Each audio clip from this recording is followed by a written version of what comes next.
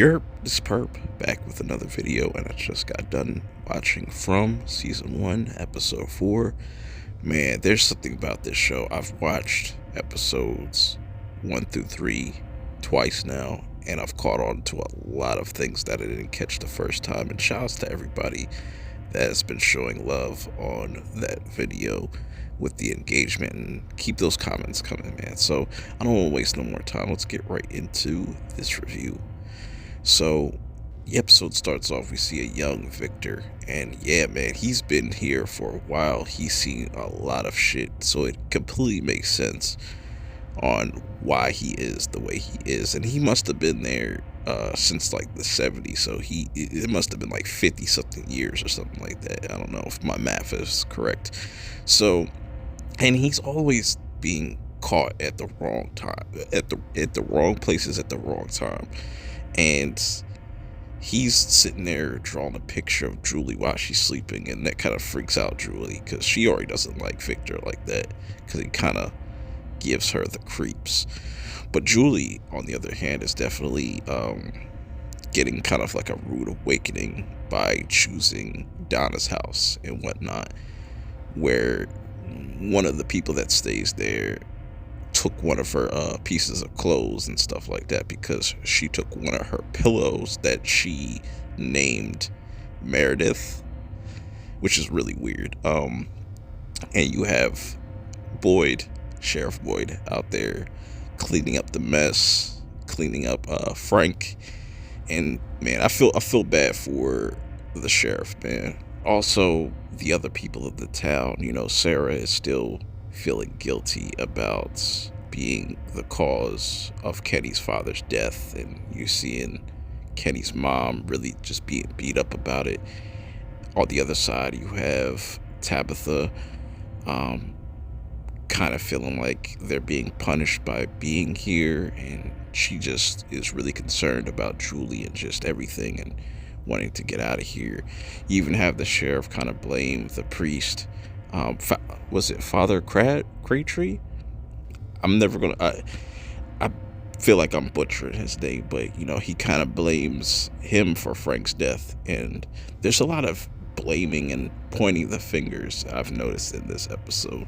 Anyways, you have Kenny trying to find Jade. He catches up with him, and Jade might be onto something here, because he shows Kenny this little cellar, and Kenny's like, yeah, it's empty. There's really nothing here. And Jade is starting to see kind of certain visions and certain things that were shown to him, and he thinks that there is more than meets the eye with this place. And he even calls Kenny out, and it's like nobody figured to just like figure this stuff out. Now, this is interesting to me. Where are they finding all this food? My theory is this food is an illusion, or it may look like food, but they're probably eating real people. I don't know, because like they're stuck in this town and there's no cows, no food, no nothing. So how are they getting a lot of these resources and different things to make food? It's really odd to me. Maybe I'm reaching, who knows. Anyways, Jim takes Ethan to get some pancakes, and they're just chopping it up. And you could tell Jim's also going through it as well, so he steps aside and goes to the restroom.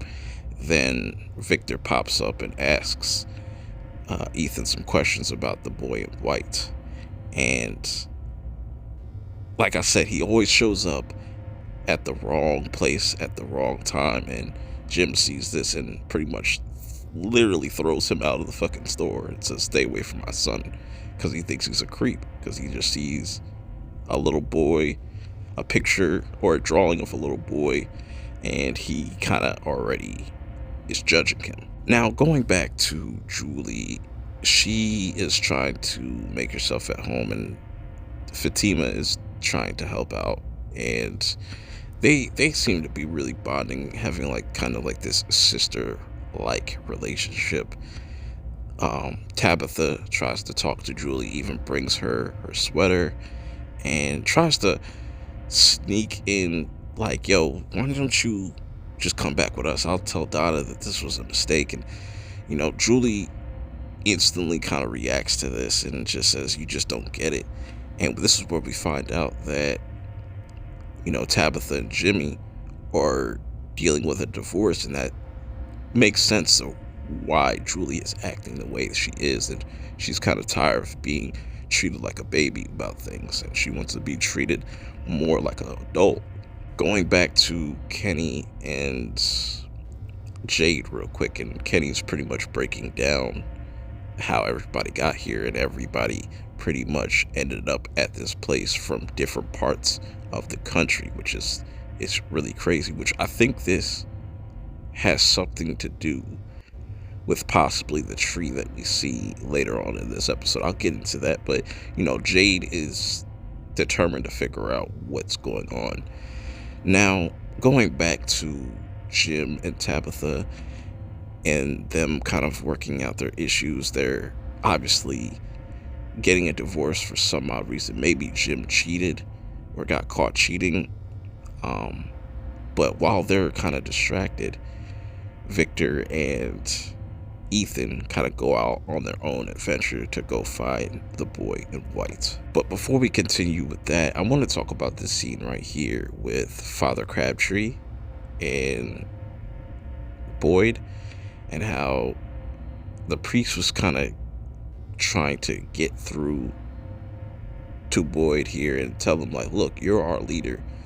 You can't start to break now. You can't start blaming people and pointing the fingers. You gotta just man up and take care of your responsibilities. Or what is this all for? What are all these sacrifices for? And I really like that, because I thought that the priest would be kind of trying to take his spot or something like that. But we also learned that I think Boyd's been there for like 2 years, and the priest's been there a lot longer than him. So that's interesting. And he's also been burying bodies before he even got here. So that's really sad, man.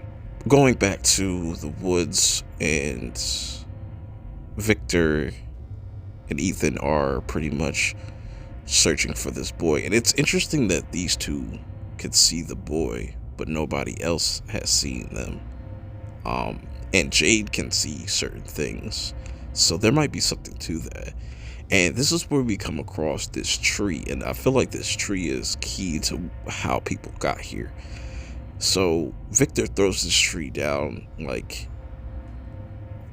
stone down this tree, and it ends up falling out of the sky. And he pretty much explains, like, there's other trees and other places that could do this, but it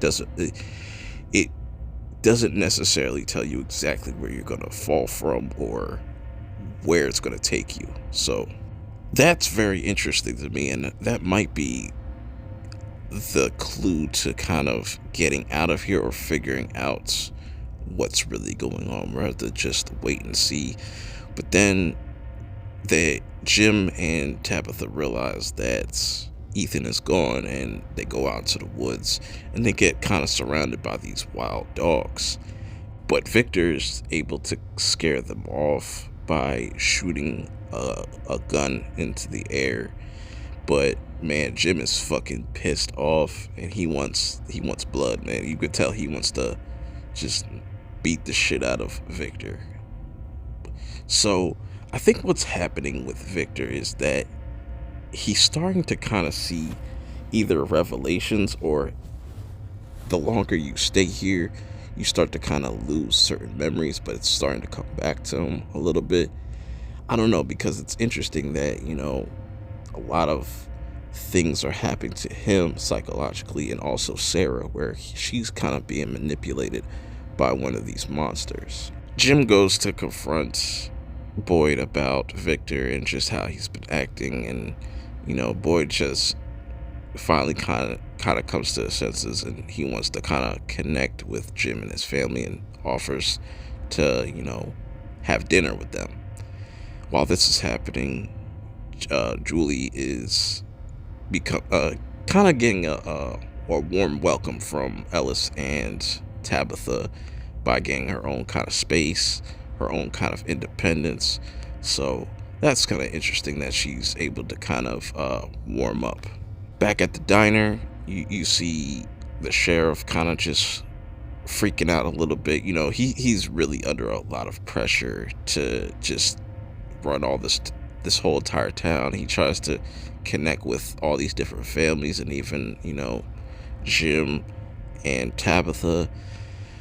And I'm curious to see what exactly, or I should say, why exactly they wanted to get a divorce. I think it might just be that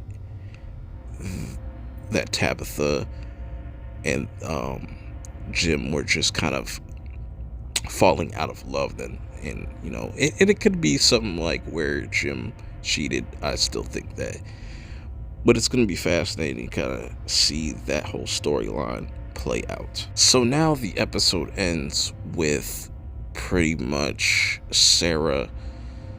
something happening to Sarah's arm, where it's obviously one of the monsters telling her to kill the boy. And as soon as this happens, she has a seizure. And on the other side of things, you have Victor digging these holes. And Donna's coming out like, yo, what are you doing? You're freaking people out right now. He's like, I'm just trying to get ahead this time. So maybe he sees visions of people dying or something like that. Or he knows that it's only going to get worse now. Really interesting stuff, man. I really am enjoying this show from start to finish. I definitely gonna rewatch this like a second time just to get everything in perspective and get ready for episode 5. But let me know your thoughts in the comments below. Until next time, I will see y'all in the next one. Peace.